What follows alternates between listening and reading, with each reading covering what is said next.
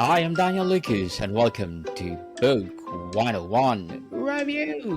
Book 101 is all about the books that I read for the last 40 years. And today I have my special guest. She is a registered clinical counselor and, of course, a debut author of the book Always Hungry, no other than Miss Jane McGuinness. Hi there. Hi. Welcome, Miss Jane. And can you please introduce more about yourself that I missed? Absolutely. Hi, Daniel, and thank you for having me. So yes, I'm an Australian expat now living in Canada, and have just made a career change in writing full time. This is my first book, and have just discovered this passion for writing in my 40s. And they're very excited to talk about Always Hungry and share. Yes, Miss Jane McGuinness. Thank you so much for sharing your knowledge and wisdom to the world. And today, let's talk about your debut book. The title, Always Hungry, is so evocative. Beyond the physical sensation, what were you truly hunger for before your transformation began? Yeah, thank you. No, and absolutely, it was important to me.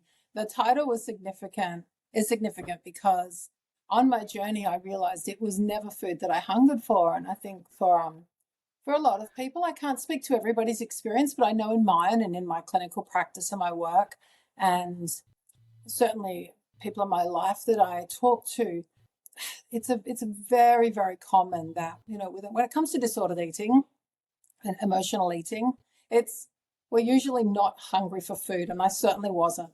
So just figuring out what I was hungering for, what was driving the emotional eating, the root causes around it, that was essential to healing and making peace, losing the weight, making peace with my body. I think that's sometimes the missing piece when somebody tries the latest diet, we all want a quick fix, but it's temporary, of course. You try something and it's temporary, of course. It works while we stick to it.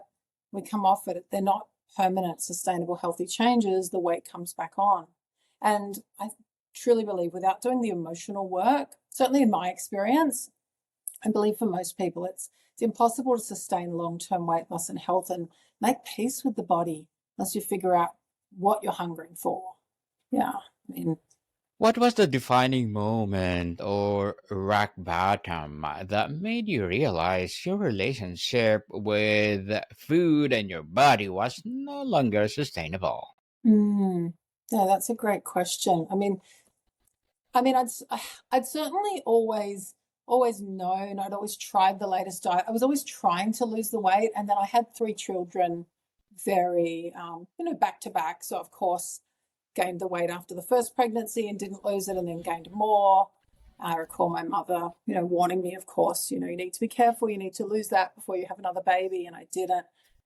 But at that point, my eldest child was on the spectrum and not diagnosed, so that was challenging right from the beginning. And so, there were obviously, the challenges of being a young mother with, husband working long hours and 3 little kids, and trying to make healthy changes. Certainly after I had my son, I looked in the mirror and I just didn't recognize myself, and I just thought, this is not going to be my story. I love playing sport as a kid. I love being active now. I have passion for, I'm always hungry to be out in the mountains, mountain biking or hiking or skiing. So I knew that I was just determined to make permanent change and heal my body. So it was certainly, after my son Alexander was born, I just thought, okay, it's just time. Like, enough's enough. And I do believe determination is key. Willpower's tough. It waxes and wanes. I discovered the work of Janine Roth, who wrote Women, Food and God, a lot of books around emotional eating. that was extremely helpful. I mean, that was really quite life-changing when I picked up one of her books. So that certainly helped. I was already on my way to making changes, but she really helped in, and it's obviously helped millions of women in asking, and people, I shouldn't just exclude other genders, but her work was integral in helping me to figure out like what I was doing in the pantry or the fridge when I wasn't physically hungry. So at a certain point, I think we're just completely disconnected from the body. We're not feeling signals of hunger and fullness. If we are, we ignore them because we're dysregulated. You know, if we've got that sympathetic nervous system's activated. I mean, there's, you know, the psychological elements, emotional elements around disordered eating, you know, whether it's anorexia, bulimia, or binge eating disorder, you know, the whole spectrum. It's, yeah, it all comes down to being, you know, dysregulated. You know, we're not feeling safe in the body. We're trying to feel safe. So we'll either move away from food or toward food. It's two sides of the same coin. But, you know, either way, it's just a completely unsustainable, you know, relationship with the body because we're not truly living in it.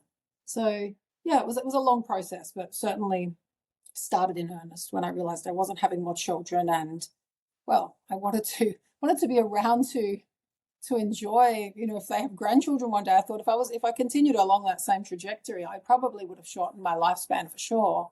And yeah, I wanted to be active with my kids and bike ride with them and ski with them, and at that point, it just I would be tired before them. I didn't have the energy, and I was just carrying far too much weight. You know, I had to yeah, was determined to do something about it. Miss Jane, what the subtitle is How I Lost the Weight and Found Myself. This implies the two are connected but distinct. Which was the more difficult journey, losing the weight or finding yourself? Oh, that's a good question. You know, because they kind of, I guess really it happened concurrently. I suppose as the weight started to come off first, certainly then through the separation and divorce, I mean, the breakdown of my marriage, I went back to school, studied postgrad psychology. So that was also a game changer in better understanding my relationship with food on an even deeper level. And there's just so many layers to this. And as there is for everybody, I think when they begin along a path, a journey like this. And so, of course, I find the study of human behavior fascinating, and that was incredibly helpful in helping me to just find out who I am and what I wanted, as particularly when I was suddenly separated and divorced and questioning, like, who am I other than being somebody's wife, somebody's mother, somebody's daughter? I mean, I often, you know, I was a housewife for a long time. I mean, I gave up my career after university and had the children young. And, you know, Betty Friedan talks about it in, you know, The Feminine Mystique, that brilliant book. You know, she calls it the problem with no name, I believe. The problem that has no name. And I didn't realize until I read that recently that she was just perfectly describing where I was at. I mean, I'm very grateful. I mean, I know it's a privilege to be at home with your children and out of the paid workforce. I'm grateful for that. I was very lucky, but it also, I didn't realize at the time that I needed more. I wasn't fulfilled. I needed a challenge outside of washing and mopping the floors. And I mean, raising the children still is a joy, but I needed more. I needed a career and I needed challenge outside of the home, and I didn't have that. I needed to figure out who I was, which I did. I did find myself through that, you know, through that experience of having to stand on my own 2 feet and figure out who am I when I'm not someone's wife or mother. And so it's been a wonderful journey. It was incredibly tough at times, absolutely. I feel like I've come through it now, and just incredibly grateful and want to share what I've learned. And yeah, life really is wonderful. Life is something else. So, It's your Miss Jane, how do you redefine what it means to be a fool or nourished on this journey? oh, sorry. I missed that. I think my connection just cut a little there. I apologize. No worries. So, how do you redefine what it means to be full or nourished on this journey? Mm, so in terms of physical fullness, you mean, and satisfaction with regard to food and my relationship around eating? Yes. Yeah. Um, I mean, there was certainly a lot of practical tools I picked up along the way. I mean, a lot in Janine Roth's books that I still have, on my bookshelf and will have forever. And occasionally I'll read back through them. I think even just figuring out the interoceptive awareness, that piece of reconnecting with the body, the somatic work, so that we truly, truly check in. So often a lot of us think we're completely ignoring. We're not listening if we're full. Sometimes we ignore signals of hunger. Sometimes, like myself, I was always snacking. I was never hungry because I think when we snack too often throughout the day, like we don't give ourselves a chance to be hungry. And food always tastes better when you're hungry. And what I learned, of course, is that I'm not going to die if I'm hungry. I haven't snacked. I don't need to. I can wait until dinner and enjoy the meal. So even those simple tools of checking in on a 1 to 10 scale and asking yourself, getting curious with the body. I think that's really important. And slowing down, when we put our feet on the ground and we really just, those grounding techniques some people may have learned if they've been to therapy or done that kind of work, where you can actually just ask yourself, well, say if, 10 is completely stuffed and 0 is ravenous, I'm going to die if I don't eat. Where are we? Are we a 5? Like after a big meal, are we a 9? Have we had too much? Are we a 2 and we're starving? There's often, how many of us just don't even consider that? Well, because we eat because it says it's 12 o'clock or it's 6 p.m. and it's time to eat, without any kind of intuitive eating, any awareness. So yeah, I certainly advocate that. And while I'm not perfect. I mean, there will still be some days where I catch myself in the kitchen, if I'm under stress, and I'll stop myself. I'll go to the fridge and I'll think, I'll ask myself, like, what am I doing here? Like, what's going on? And then I know now, after years of practice, I can catch it, and I'll be able to figure out, okay, this is about, whatever it is. It's an issue with a child or my mother or whatever, but it's often we don't. So we're mindlessly standing in the fridge or at the pantry snacking, just not enjoying the food. We're just not, it's not respecting ourselves or the food in those moments. And it's comfort we're seeking, and we're seeking safety in the body. If the nervous system's activated and we're under stress, and it's a coping technique, but in the long term, as I discovered, it's very, very unhealthy, and it's not, certainly not sustainable. And I think a lot of us do it sometimes without awareness. Just these habits just become ingrained very, very easily. So yeah, I'm always checking in just to see physically what's going on. Am I under stress? Do I need a walk? Do I need a hug? Do I need a bath? Or am I hungry? Do I need to go and cook something? And yeah, I'm a big fan of obviously like proper whole food, obviously, where possible, just I try and keep it as unprocessed as possible, cook at home, and just, yeah, without being fanatical, just try and put good, real food into my body. It's meant to be enjoyed. Just, yeah. So, Miss Jane, for many, food is a coping mechanism. Mm-hmm. What was the void that food was failing for you? And Mm-hmm. what healthier tools did you learn to use to fill the space? Mm-hmm. I mean, I certainly have a healthy addiction to exercise now. So I realized that was lacking, because of course, as soon as I started exercising and got all the happy chemicals going, we feel better, we make better choices. It's a positive upward spiral. I mean, my eating disorder, I definitely traced back to my childhood. I mean, my, unhappy parents, daddy issues, the comfort eating as a teenager that started, there was some school bullying, and yeah, it just became it just became a very, very easy but very unhealthy, dangerous coping mechanism. When I had a bit of a slightly crazy childhood. I mean, it was a little dysfunctional, and so that's certainly where it began. And then these habits, they're easy to form and hard to break in my experience. And it just became something I did without questioning it. If I was anxious, I'd go to the fridge. If I was upset, if I was worried, sometimes when we're excited, we're happy. It's just we always turn to food. I know I did, without any awareness. But it was, certainly the anxiety I had to get on top of, the insecurity, the never feeling good enough, which, the constant.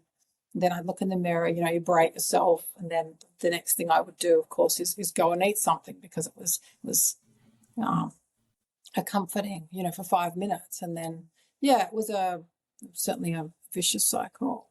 But it was, there was most definitely a void. And I certainly don't regret any of my decisions, of course, to marry young and have the children. But at the same time, I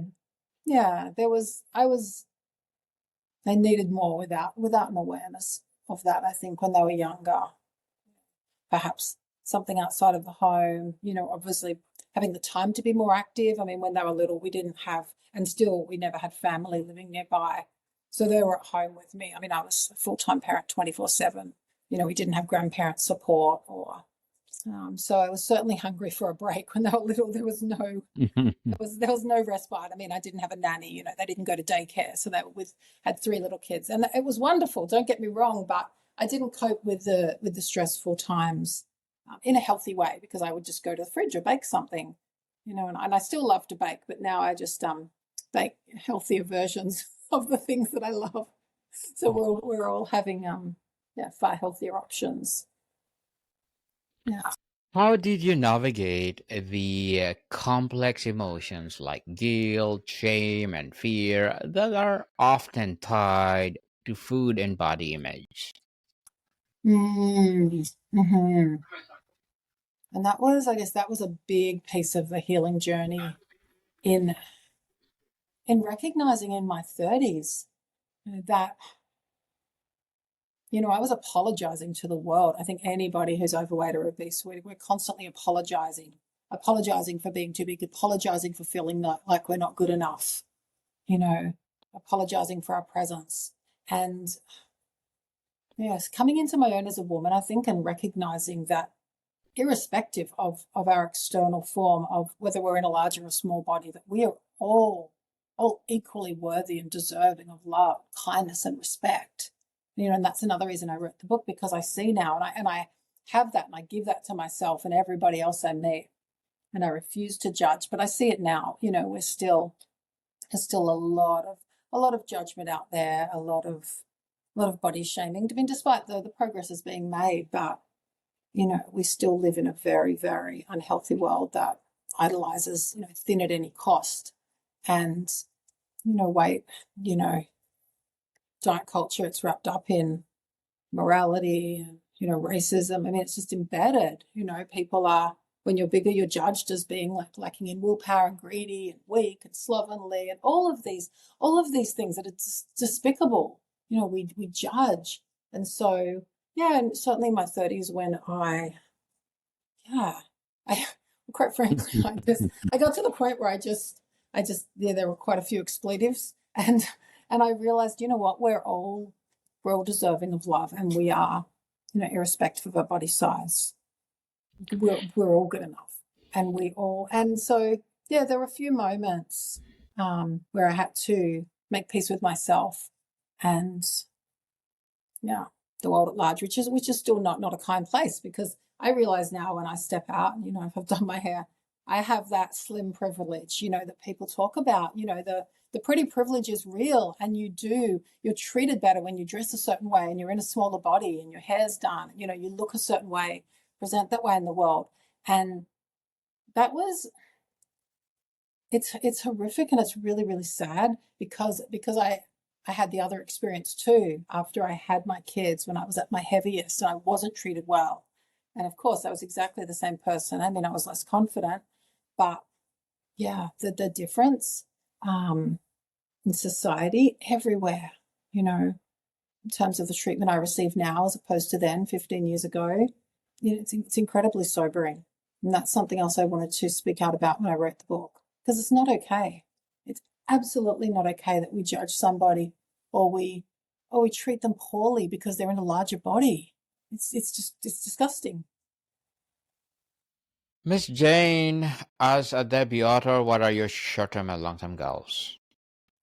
Oh, sorry, what was that? As a debut author, what are your short-term and long-term goals? Oh, I think they're quite similar actually, both short and long term. My youngest is is in grade 12 and will be heading off to university. So I'm excited for this next stage to travel. I want to travel extensively because, there was obviously, we traveled with the children a little, but there's a different kind of travel. There's only so much you can do and it's also expensive. So I'm looking forward to writing, continuing to write, in the middle of a couple of projects at the moment, actually. And most definitely wanting to explore, write about my adventures, and also just share this message as much as I can to anybody who will listen. I mean, there's a few. I mean, the message to be kind, irrespective of somebody's body size, you know, to not to judge, and also the message around moderation, because I learnt that on this journey. I learnt that the crash diets don't work. You know, it really does come down to taking a walk and, you know, using common sense and cooking food from scratch and losing weight slowly, not on some ridiculous crash diet, and doing it slowly and sustainably and in a healthy way, because I feel passionately about nutrition and just enjoying food, but enjoying real good food that's not processed and doesn't come out of a factory and isn't full of chemicals. So I want to share that message and write more about it and about how we keep the weight off in my next book, so I can explain, okay, when you lose a lot of weight, how do you keep it off for 10 plus years? Because most people don't. 95, 98%, I was told the stats are by one doctor. That, I mean, that's the number of people that lose a lot of weight and then regain it. And I've kept it off. So I want to share what I've done and what I continue to do to continue to have this peace in the body, so that I can live in a body that's, you know, I feel good being in. I'm active, and so I can go and hike and climb and, you know, just live with energy. You know, and I believe that does come down to a great deal of things, you know, joyful movement, like finding something you love doing, enjoying good food in moderation, just using common sense. I mean, meditation, like yoga, there's a whole lot of the mindfulness piece, you know, the interoceptive awareness. There's a lot that I I incorporate now into my world, so that I feel well and maintain this health physically and mentally. So I'm definitely putting that in the next book. Next book. Good luck to your goals, Miss Jane, and looking forward for more success. And before we wrap up our discussion for today, I'm inviting you to please do listen to my other podcast, people. My other podcast, because Hmm. my abstract essay is already in fifth season, abstract poetry in second season, and my book 101 review in fifth season too, comedy 101 in second season, and my food 101 Oh, in wow. fifth season as well. Love Geography to check 101. them. I'd love Yes. to check them out, especially I'm very passionate about travel and food. I mean, I love good food and I love travel. So I enjoy poetry and comedy. I enjoy a lot of stuff. I'll definitely check them out. Yes, please. Yeah. Geography 101 in fourth season, and my baby podcast Law 101 and Mental Health 101. Love Letters in third Wow. season. Movie 101 review and music 101 in fourth season, and Science 101 and Sex 101 in its first season. Please listen to Oh, them that's great. wherever you listen your podcast. So, Miss Oh, I'd love Jane. to. Yes, please. So, Miss Jane, tell us, what will be your expectation for your debut book? Oh, goodness. Oh, well, I'm doing a lot of manifesting. I really just I want to reach anybody who's ever struggled with their relationship with food, who's ever looked in the mirror and not felt good enough, who's ever wanted to lose weight and tried all of the crash diets, and, you know, and of course then you just often regain more than you lost. Yeah, I want to reach anybody who's perhaps like decided to walk away from a marriage like I did, raising small children, and knows what that's like. And so I speak to that experience. Yeah, I'm just hoping to reach anybody who may have an interest in disordered eating also and can relate to my experience, which I do share in a very extremely open way. Yes. And ultimately, what is the core message of hope you want every reader to take away from Always Hungry? Ooh, certainly. Well, I guess there's the two main messages. I mean, one is be kind, irrespective of whether you see someone in a smaller or a larger body. Let's just remember to all be kind to each other.